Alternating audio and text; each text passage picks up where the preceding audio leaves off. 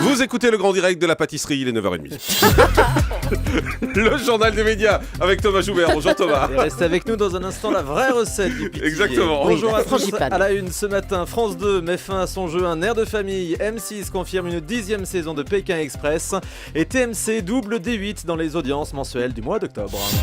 Et on commence donc avec France 2 qui arrête son émission Un air de famille. Le jeu musical lancé en septembre n'ira pas jusqu'au bout. France 2 a décidé d'arrêter l'émission dès cette semaine en raison des mauvaises audiences. D'abord diffusé le samedi à 19h, Un air de famille a ensuite été reprogrammé en plein après-midi, toujours le samedi. Mais le programme n'a jamais réussi à dépasser les 5% d'audience. Le jeu de Virginie Guillaume sera remplacé par la série Cold Case à 15h45. Le générique culte d'Un air de famille nous manque déjà.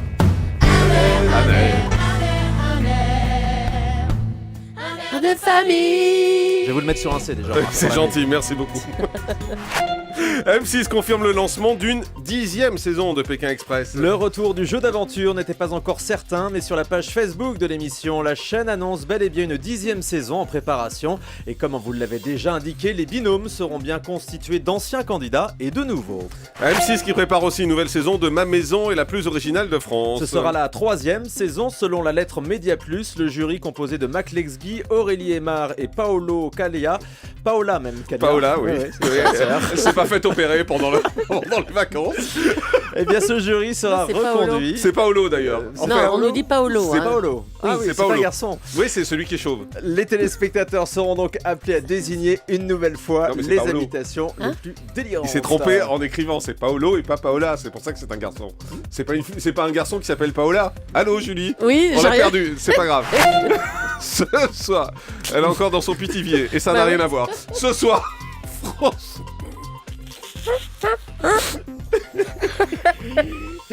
Ce soir, France 3 diffuse les 2 derniers épisodes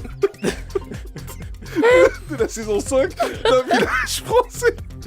Oui, cette série qui nous fait revivre plus sérieusement la période de l'occupation.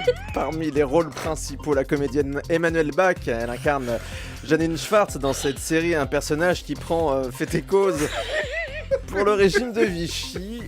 On a demandé à Emmanuelle Bach comment elle rentrait dans ce rôle. On va lui demander, oui. Alors, c'est-à-dire que c'est un personnage très agréable à jouer une fois qu'on s'est débarrassé de tout jugement sur le personnage. Ce qui est la difficulté du rôle, c'est-à-dire la première fois qu'on lit les horreurs du personnage, on a un peu du mal. Mais il faut justement lâcher prise, oublier tout ce qu'on sait de la période, oublier d'où on vient soi-même. Et à partir de là, jouer les méchants et les horribles personnages, c'est très agréable. Et toujours à propos de série, Elena Noguera et Elisa Tovati sont en tournage pour France 2. Ah ouais, c'est un très joli casting pour ce téléfilm intitulé 3 mariages et un coup de foudre. Selon Télé 2 Semaines, le tournage a lieu en ce moment même entre Paris et Jérusalem. Elisa Tovati interprète dans cette histoire une jeune femme qui vient assister au mariage de sa meilleure amie. Un mariage qui ne va pas se passer comme prévu puisqu'elle dira non. Au casting, on trouvera aussi Catherine Jacob et Mylène Demongeau. Surprise hier soir, le prix Goncourt était invité en même temps de C'est à vous et du Grand Journal des émissions censées être en direct. Eh oui, vous êtes nombreux à avoir été surpris en zappant hier. L'auteur Pierre Lemaître était sur les 2 plateaux. Les 2 émissions sont en théorie en direct. En fait, la séquence de C'est à vous avec le lauréat du prix Goncourt avait été enregistrée un peu plus tôt dans l'après-midi. Le logo direct a d'ailleurs disparu pendant la diffusion de l'interview. Et pendant ce temps, Pierre Lemaître était en direct sur Canal.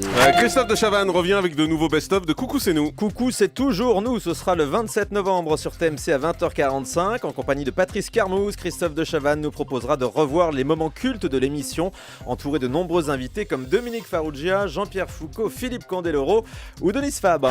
M6 vient de lancer son nouveau service de replay. Oui, fini M6 Replay qu'on avait l'habitude de voir sur ses box ou son ordinateur. La nouvelle offre s'appelle désormais 6 Play et regroupe toutes les chaînes du groupe M6 mais aussi W9, Sister, Paris Première, Teva pour revoir donc à la demande tous les programmes. Et puis on vous en parle depuis ce matin sur Europe 1. Les corps des 2 journalistes de RFI assassinés au Mali ont été rapatriés en France. Les dépouilles de Ghislaine Dupont et Claude Verlon sont arrivés à l'aube à Roissy. Une vingtaine de proches et des salariés de RFI étaient présents ainsi que François Hollande et Aurélie Filippetti. Pour la ministre de la Communication, ces terribles assassinats ne doivent pas arrêter la liberté de la presse. Elle est interrogée par Jean-Pierre Elkabbach en direct de Roissy ce matin sur Europe 1. Il faut que l'information continue, la liberté de la presse ne doit pas céder face aux terroristes, face aux assassins.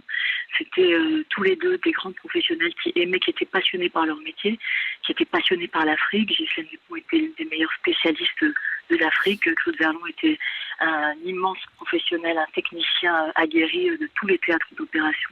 Ils n'ont jamais pris de risques inconsidérés. Ils faisaient leur travail et ils le faisaient pour nous tous. Et Merci. ce travail-là doit continuer.